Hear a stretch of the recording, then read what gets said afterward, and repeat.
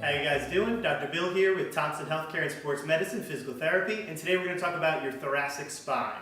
Your thoracic spine is that area between the neck and the lower back. It consists of 12 vertebrae, and it also connects all the ribs. We're going to talk about how it affects the shoulder today, as well as how it affects the lower back and the lower body, not just with exercising, but with everything in general. And we're also going to talk about some exercises and techniques to help you have a little bit more motion through it.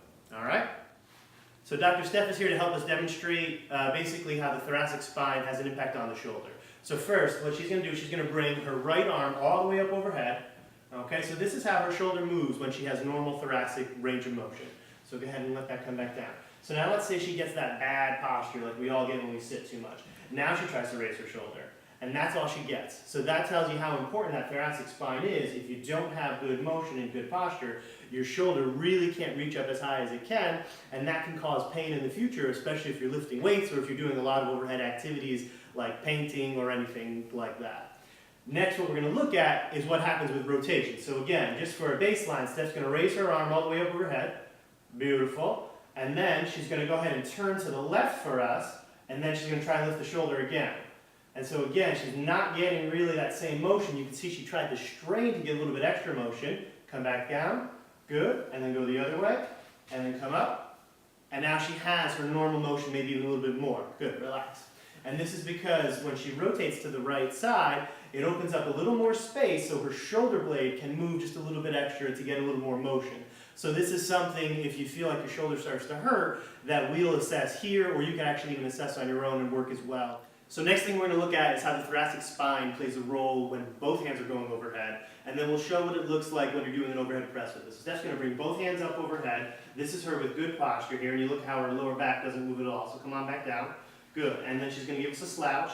And then you see that when she tries to get her hands all the way up overhead, she's going to have to start arching that lower back backwards. And over time, that wear and tear on the lower back can cause a lot of lower back pain. So then we throw a bar in her hands, and you see how overhead pressing can really also cause the same thing at the lower back.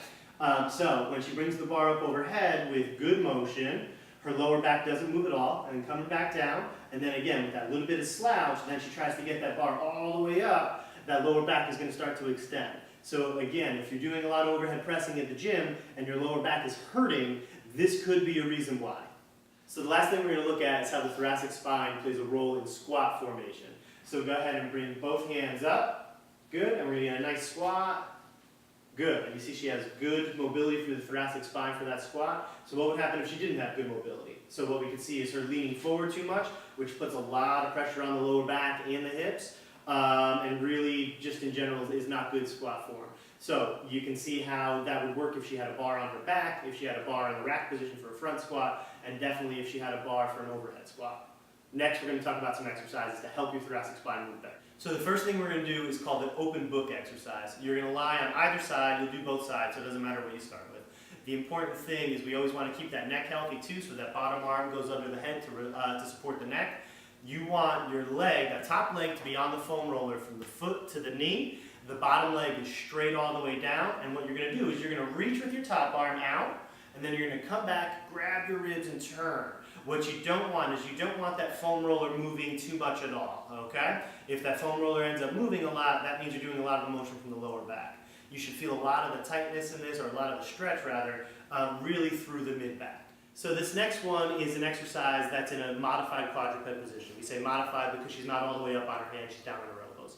And the reason we're doing that is we're actually taking the lower back out of the motion a little bit more by doing that.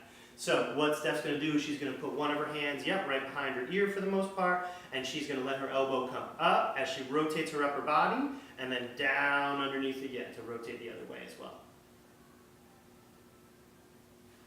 So the next thing we're going to do is going to start in a lunge position. Steph's going to go ahead and put both her hands flat down on either side of the front foot, and she's going to rotate her left hand all the way out to the side and rotate her upper back. She's going to come back down and do the same thing on the right side. This has the added advantage of also having some hip mobility in it, as well as being able to warm up her glutes because she's in a lunge position as well.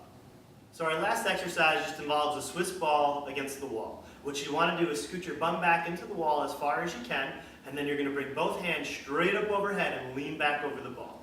If this bothers the shoulder, you can modify it and just put your hands right here, or if it bothers your neck, you can actually put your hands behind your head and support the head. Okay, just lean it back over the ball. You should feel that nice stretch in your upper back. So your thoracic spine is important in your daily life because it affects not just your shoulder range of motion, but your lower back range of motion, and really everything you do throughout the day. And those are some easy exercises that can help to increase your range of motion throughout your thoracic spine. If you have any questions, if you have any pain through your shoulders, lower back, any problems breathing, anything like that, come on in and let us take a look at it.